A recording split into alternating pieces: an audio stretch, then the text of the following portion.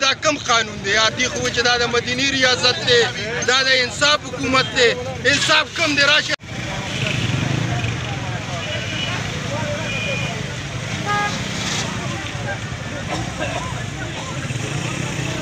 مونږ ته پوښتنه کوي چې انصاف شته وروره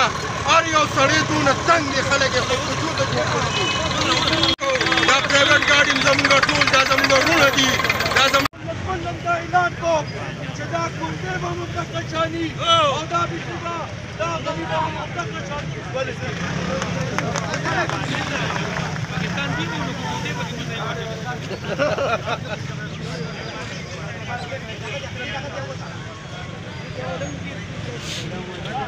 پولیس سره ودرېږي په دې ځای کې د دې د حق دپاره دا مشران چې کوم دي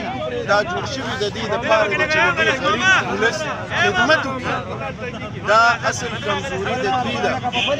چې دوی اوس هم په دې ګورنمنټ کې دي خو چونکې د دې غریب پولیس هم فکر ورسره نشته کم سے کم دوی له پکار و چې دوی راپاسي او دوی زموږ د دې غریب پولیس د خیر ښېګړې او کار فضا جوړه کړي دلته خو سیاست زمونږ جناب آفتاب احمد خان شیرپا هم کړی جناب سکندر حیات خان شیرپا که وګورو نو دا غریب پولیس د هغې نه چې څومره خوشحاله و هغه د ټولو غریب او تاسو ټولو وروڼو ته پته ده نن چې په دې حکومت کې کم خلک خفه دی هغه هم تاسو ته پته ده دوی په خپله دا سیاست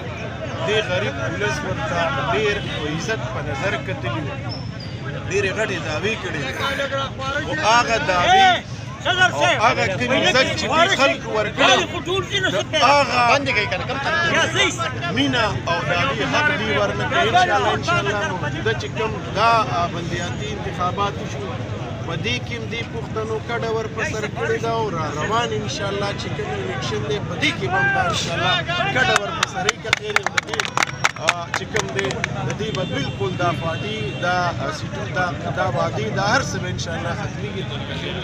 انشاءالله موږ به ولاړ یو د هغې پورې چې د دې غریب پولیس تر څو پورې دوی د حق نه انشاءالله ابراهیم بھائی خو احتجاج تاسو وسیع کېږي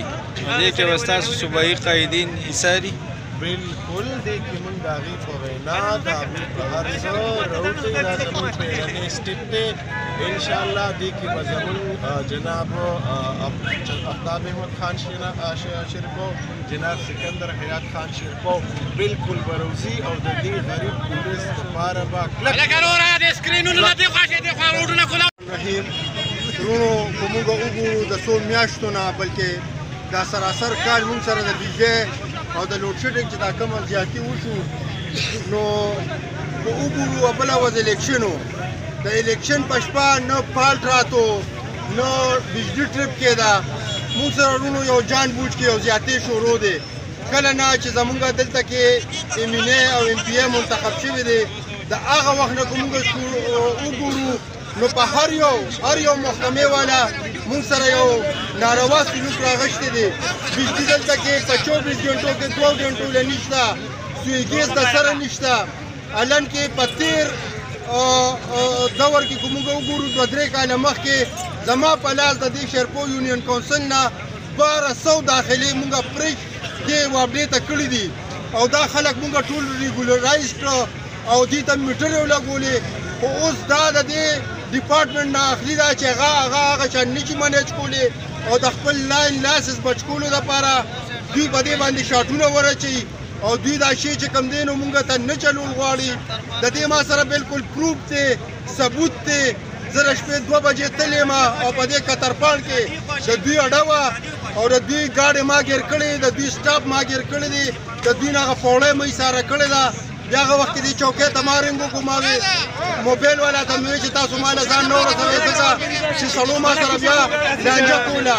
وروڼو دلته به ولاړ یو مشران ټول دلته دي چې څو پورې دوی موږ سره کلکه واده نی کړې او د دې بجلی د دې سیستم د ټیک کول یې موږ سره یو شیډول نږدې کړی هغې پورې موږ له دې ځای نه نه باسو دا زموږ حق دی دا موږ له قانون راکړی دی دا موږ له آیین راکړی دی لومبې پکې دا په آیین او قانون کې دا خبرې دي چې کم یو صوبه کم یو شی پیدا کوي لومبې به ته دغه ځای خلک مستفید کړي زموږ صوبه کو ګورې توربېلا ورسک درګۍ نور دا واړه واړه ډیمونه مونږ د ځان د استعمال نه زیاته بجلي زموږ دا صوبه را پیدا کوي د هغې باوجود مونږ سره دلته کې د بجلۍ ناروا لوډ شیډینګ دی د سوی ګیس ناروا لوډ شیډینګ دی دوی وایي چې یاره پیپونه جام کېږي یاره په مرې کې خو واورې پروزي هلته ګیس شته بجلي شته دلته نه ګیس شته نه بجلي شته خو دې ناعقل حکمرانانو ته مونږ دا ویو چې انشاءالله د شیرپوز جم د عوامو سره بیدار شوي دي دوی به خپل حق تاسو نه انشاءالله په زور به غواړي په مینت یې نه غواړو انشاءالله باقي زموږ هغه چې کوم صبر و هغه تاسو هغې